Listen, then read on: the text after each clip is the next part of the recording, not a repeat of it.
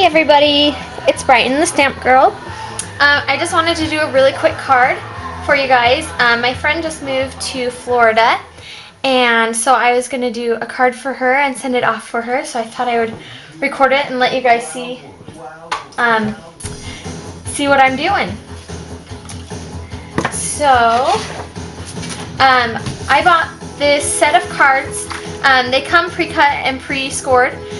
But the size of it is 8.5 by 5.5. It's just an 11 by 8.5 piece of cardstock cut in half and scored in half.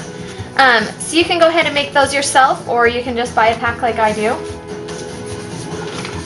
I'm also going to be using this super cute stamp set here. It is by Hero Arts, and it's called Happy Everything. And it reminded me of my friend April, who I'm making this card for, and I just thought it was adorable. So that's the set that I'm going to use for that. And this cute little pattern paper here. Alright.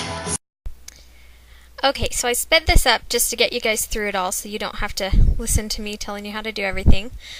So I'm cutting this piece of cardstock so that it will fit on the face of my card, and there are the dimensions there that I cut it at. I just cut it 1/4 inch smaller so that it has a nice little border around the outside of the white cardstock behind it. And I'm just using some double stick tape to stick it down since that's what I had.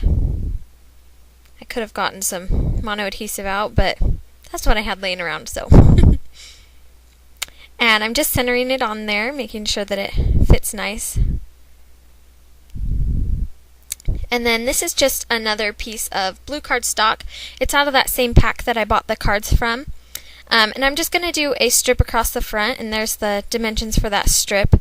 I just like to do that because it allows me to be able to stamp on it, and also it just adds another element to the face of the card. So I'm just making sure that it looks alright there.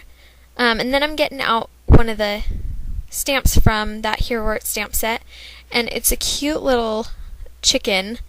And I just thought it was darling. And I'm using clear stamps. That's normally what I use.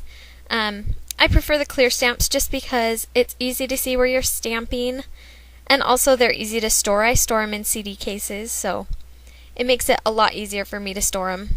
And then I'm just going to color it in with colored pencils. Sometimes I use the, from Stampin' Up, it's a blender pen, and I'll dip it in the ink and color it with that, but I just decided to use colored pencils this time, so just coloring it in really fast. And I just used yellow for his body, and then an orange color for his beak and his legs. There's no reason why I chose these colors, I just thought it looked like a chicken, so, and that's just some white scrap paper that I had laying around. Nothing special about it, really. And then I'll trim it down to size so that it's not too big. And then I didn't really measure it. I just cut it down to where the stamp was. So I don't really have dimensions for that one. But here I'm just antiquing the edges with a chalk ink. You just take it and you rub it along the edges, and it just kind of adds a little bit of color and shading to the edges of the stamped area. So here I'm just deciding where I want it. I really had no idea. I was making this card as I went, so. So I'm tacking down that blue strip just with some double stick tape again. And I usually change up how I do it every other time. If I put a strip on it, I don't like them to all look the same, so I just kind of stuck it where I felt like sticking it that day. And then I'm doing the cheater method on a bow, which is you cut a piece of ribbon just a tiny bit longer than the sides of the cards, and then you flip it to the inside of the card and you tape it down. This saves a lot on ribbon, and also it makes it look way better. Then you can have a flat ribbon, and I just cut a little strip of ribbon here, and I just tie a simple single little knot around the ribbon that I just taped down, and seriously, it makes it look like a perfect bow. So do the cheater method. Why waste your energy in ribbon? So I think it turns out cute every time. And also you can slide the bow around so that you can choose where you want it. And I had to take a little break because my baby was screaming and I had to feed her. So I kind of got disoriented from taking a break. Didn't know what I was doing. So I'm just going to put some brown cardstock behind the little chicken that I cut, and I'm just measuring him so I know how big to cut it. And I just cut it again 1/4 inch bigger than the chicken. I actually messed up the first time, so you'll see me cut it and then it doesn't work, so I cut it again. But yeah, I'm adding brown cardstock just to make the chicken pop a little bit and also tie it in with the card since I used the brown ribbon.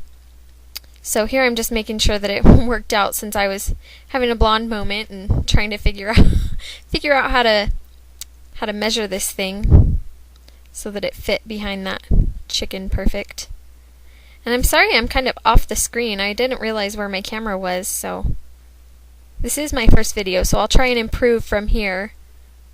And if you guys have any comments or tips on how to make my videos better, please do comment. And also if you have anything you want me to try out, I like to experiment on camera so that you guys get my like real first reaction and you can see my mistakes so you guys know how to learn from my mistakes, I guess I could say.